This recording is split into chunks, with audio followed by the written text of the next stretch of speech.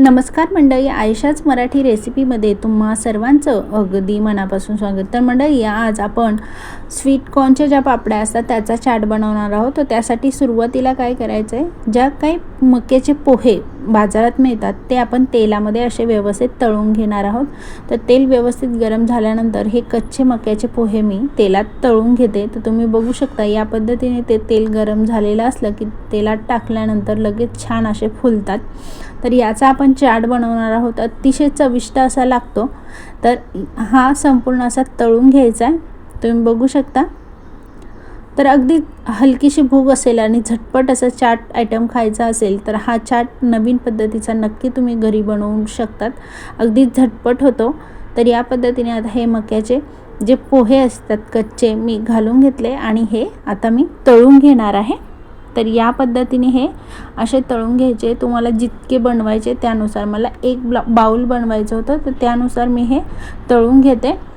तर तेल गरम असलं तर ते अगदी व्यवस्थित तेलात टाकल्यानंतर झटपट असे फुलतात आणि तळतात हलकेसे असे वरती येतात, थोडासा फुलतात आणि ते तयार होतात. तर या पद्धतीने हे संपूर्ण मी तळून घेते.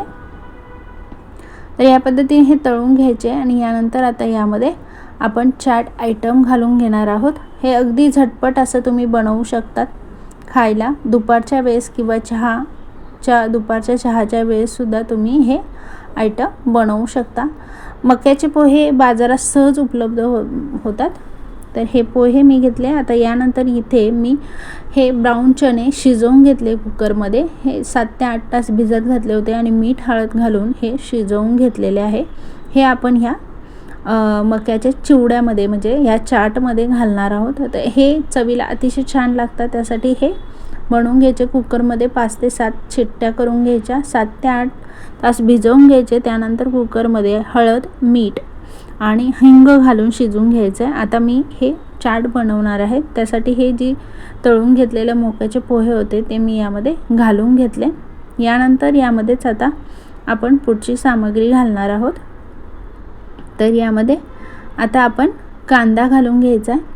कांदा घातल्यानंतर मग आपण यामध्येच बारीक चिरून घेतलेला टमॅटो घालून घ्यायचा आहे. टमॅटो घातल्यानंतर कच्ची कैरी जर असेल तर ती देखील तुम्ही बारीक चिरून घेतलेली घालू शकता, ती छान चवीला लागते. बारीक चिरून घेतलेला कोथिंबीर घालायचं.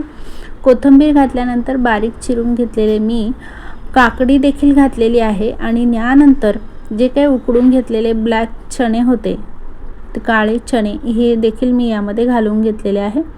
यानंतरच आपण पुढे यामध्ये थोडासा चाट मसाला घालून घेणार आहोत. तर 1 चमचा साधारणतः मी चाट मसाला घालून घेतलेला आहे. त्यानंतर यामध्येच आता मी लाल तिखट थोडीशी घालून घेतली आहे. लाल तिखट घालून घ्यायची. लाल तिखट घातल्यानंतर तुम्ही तुमच्या आवडीनुसार तिखटचं प्रमाण ठेवायचं आहे. तर लाल तिखट मी 1-1.5 चमचा घातला. यानंतर यामध्येच आता मी मीठ घालून घेतलेलं आहे. मीठ घातल्यानंतर मी आता हे संपूर्ण मिक्सअप करून घेणार आहे. तर तुम्ही बघू शकता या पद्धतीने हे हलकंसं असं मिक्स करून घ्यायचं आहे. तर या पद्धतीने हे मिक्स करून घ्यायचं आहे आणि हा आपला हा झटपट असा मक्याच्या पोह्याचा चाट तयार झाला आहे. याला पाणी सुटायच्या आत पटकन लगेचच खायला द्यायचा आहे, नाहीतर तो ओला असा होतो.